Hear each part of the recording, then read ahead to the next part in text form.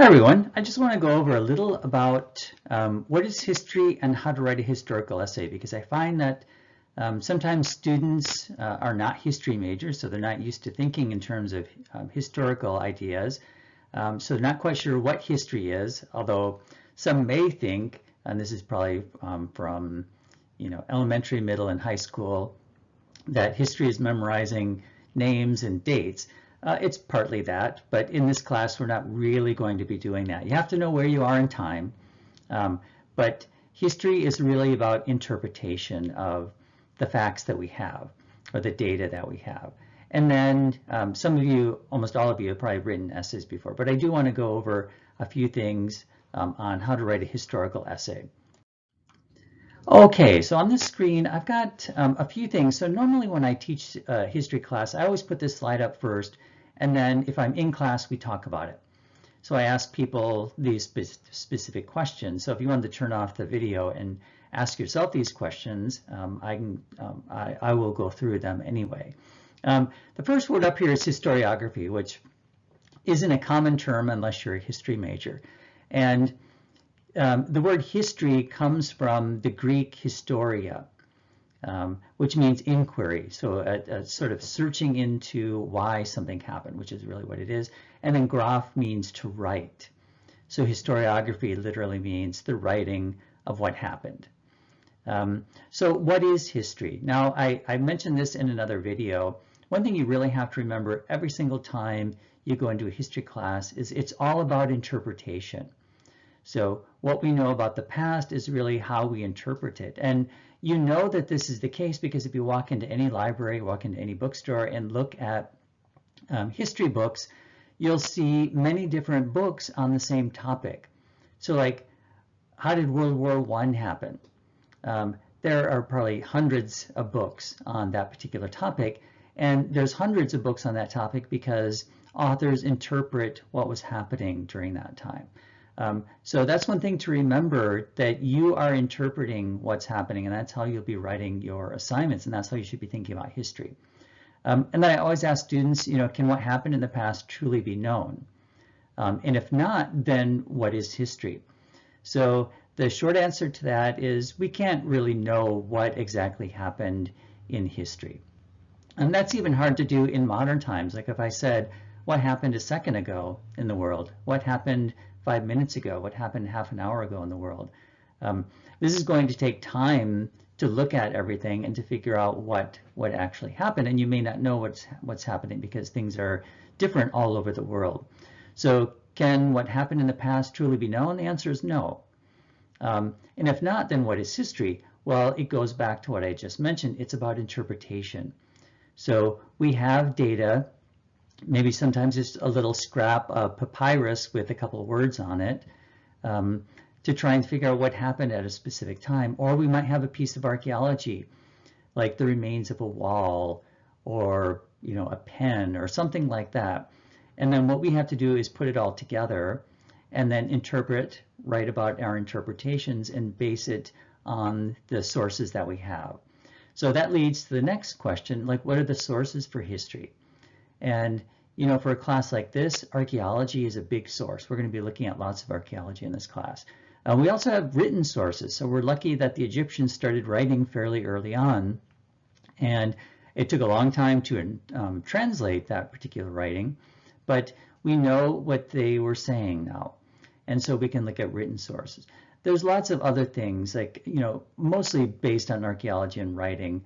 And you can look at different sort of interpretations of what archaeology could be. So it'd be clothing and building materials and so on. What can these sources tell us? Well, it really depends on what the source is. So, for example, take a wall. What can that tell us? Well, it depends on how much the wall is still standing. So let's say that we've got a wall that's 5 feet high and 20 feet thick. So what kind of wall do you think that is? Like how tall do you think it is? Well, if it's 15 feet thick, that wall probably stood fairly high. Now we can do calculations and calculate how high it would be at its peak. But then you have to ask, like, why have a tall wall? Like what exactly is it surrounding, if it's surrounding anything? Is it keeping people out? Is it keeping people in? Is it for, again, keeping people out would be for protection. Maybe it's a storage unit for grain or whatever it is. And this is also the case for writing.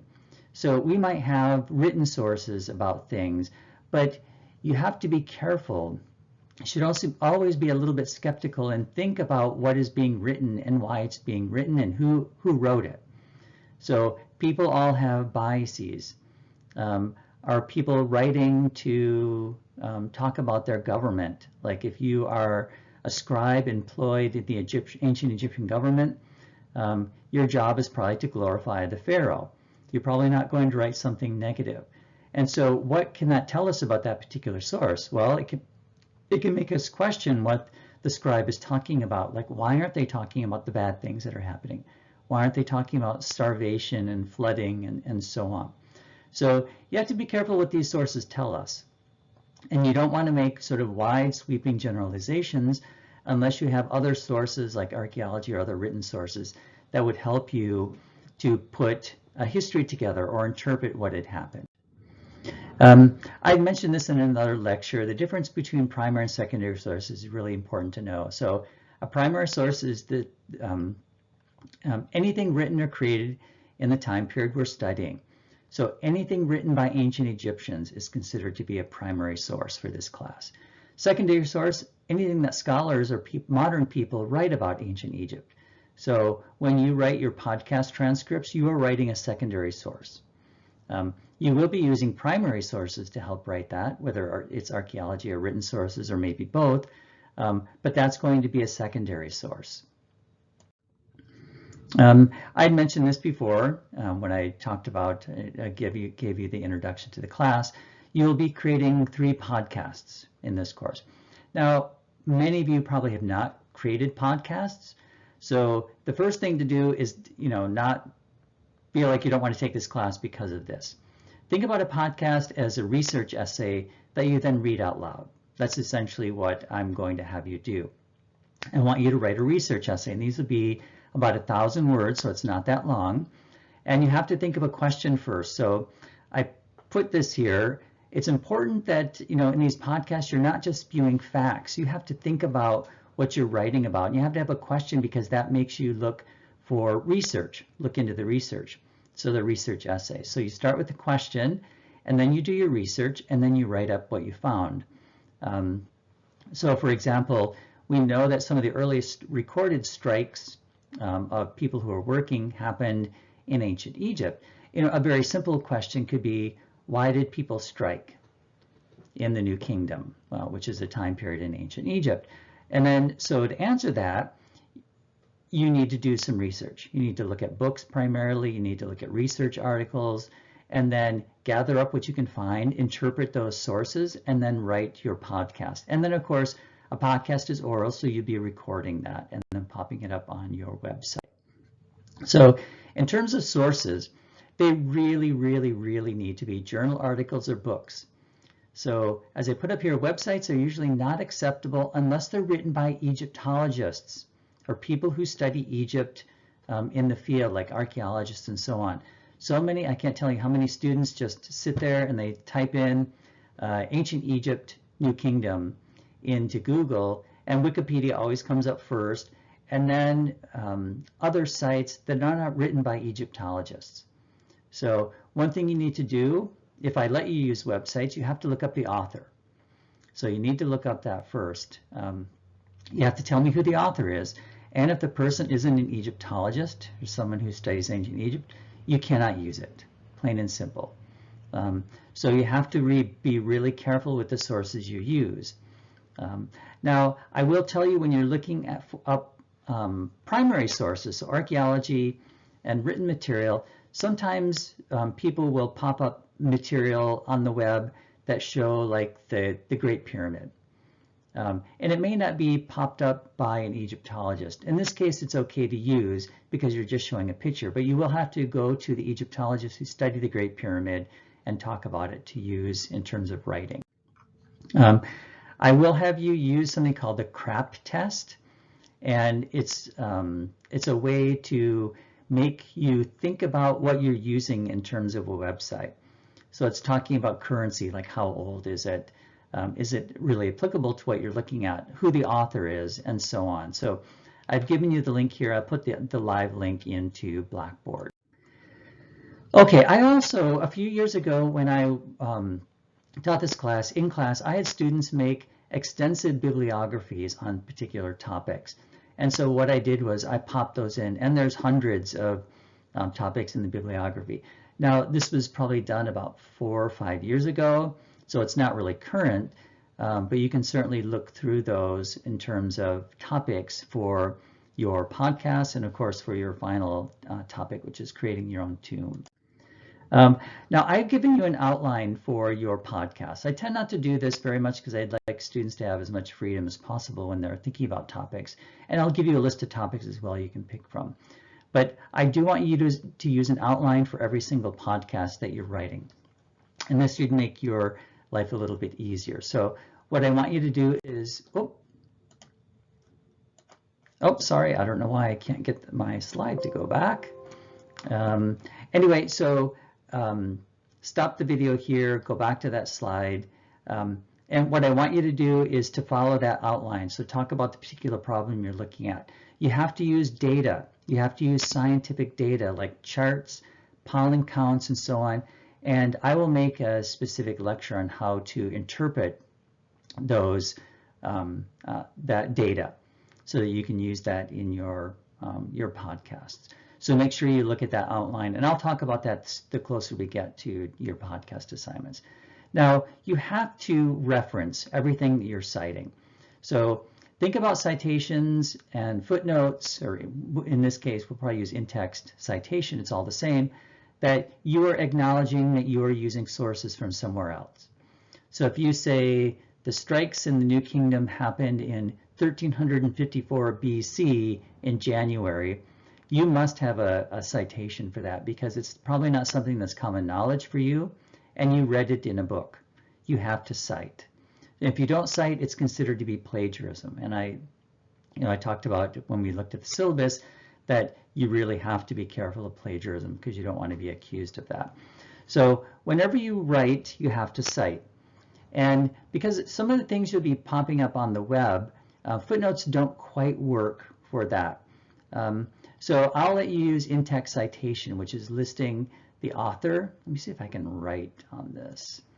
You're going to be listing the last name of the author, the year that the book was printed, and the specific page number of that book. Now, I always check citations for students, or what students send in. So if I can find that book, I'm going to turn to page 65, and I better see that you've been citing things correctly.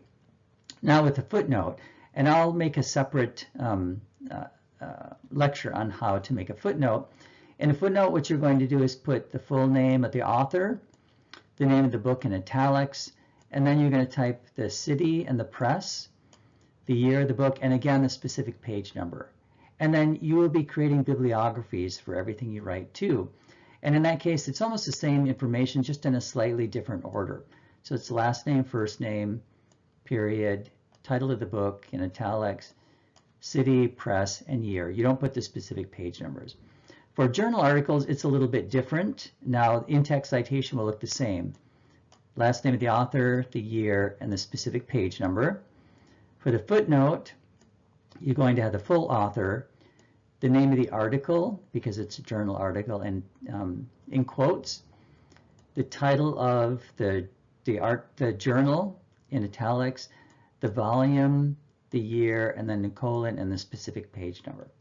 And for the footnote, it's almost the same as a book. So the author's last name and then first name, the title of the journal article in quotes with periods, the title of the journal name in italics, and then a colon, and then the full page range for the article. So if I look this up, I know that in the journal Nature, in volume 393 from 1998, this article will show up on page 639 and to 40. So that's how you cite, and you have to do that all the time, otherwise it's considered to be plagiarism. Now this last slide. So how to read a journal article. So some of you have read these before. And as I mentioned, you're not going to pick up a book or a journal article that will give you all the answers to your question. You're going to be reading quite a lot. You're going to be skimming quite a lot. So what I tend to do when I'm looking up sources for what I'm writing about, I'll have my question, and that's going to guide my research. So I might pull up a journal that talks about the strikes that happened in the New Kingdom. I'm going to read the abstract first. Now, not every article will have an abstract, but most of them will. So read it first. It's like a summary of the article. If it sounds like something you might use, then read the introduction. If it sounds like something you'd use, read a bit of the conclusion, like skip the entire article and go to the conclusion. Again, if that sounds useful, then you have to read the entire thing, keep notes, keep track of all of your sources. Even if you end up using an article, look at the bibliography. So the bibliographies are always at the end. They're usually pretty extensive, and it'll lead you to other things. So for your podcast assignment, you're going to have your question. You're going to have the outline that I gave you, and you'll have to use that. And then you start looking for particular sources. And then, again, if you might need, say, 3 sources for an article, for your paper, you might have to look at 10 different articles and 3 different books. And for books, you do the same thing. Just sort of skim the introduction, look at the index for a book, look for keywords, and so on. So that's how you would put together your history research essay, which again is your podcast.